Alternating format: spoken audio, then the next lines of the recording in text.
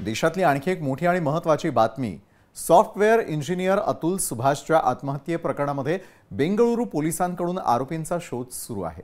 मृताची बायको निकिता, निकिताचा भाऊ, आई आणि काका हे सध्या फरार आहेत। त्यांना अटक करण्यासाठी बेंगळुरू पोलीस उत्तर प्रदेशातील जौनपूर इथे दाखल झालेले होते। तेव्हा त्यांना निकिताची आई आणि भाऊ हे दोघे रात्रीच फरार झाल्याचं कळालं।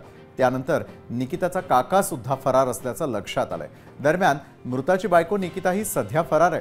पोलिसांच्या दाखल होण्याआधीच चारही लोकांनी राहत्या ठिकाणावरून पळ काढला आणि त्यानंतर पोलिसांना निकिता ही दिल्लीमध्ये असल्याची माहिती मिळाली आहे। पोलीस या चारही आरोपींना पकडण्याच्या तयारीत आहेत। चौघांना अटक झाल्यानंतर अतुल सुभाषच्या आत्महत्या प्रकरणाची दुसरी बाजू समोर येणारच आहे अशी शक्यता आहे। दरम्यान अतुल सुभाषच्या आत्महत्या प्रकरणाचा घटनाक्रम नेमका काय होता हे अगदी थोडक्यात जाणून घेऊयात। तर घटनाक्रमावरती एक नजर। आत्महत्येचा घटनाक्रम काय सांगतो। सोमवारी 34 वर्षांचा अभियंता अतुल सुभाषची बेंगळुरूमध्ये आत्महत्या पाहायला मिळाली।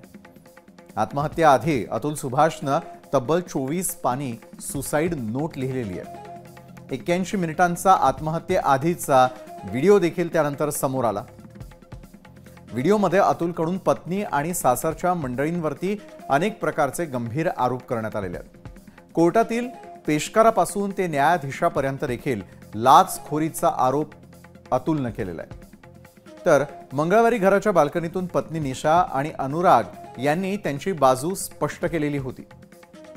आम्ही काहीच स्पष्टीकरण देणार नाही, जे काय सांगायचंय ते आम्ही कोर्टातच सांगू असं देखील ते म्हणाले।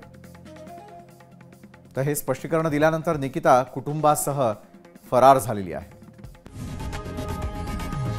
लोकशाही मराठी ऐका, पहा, जागरूक रहा।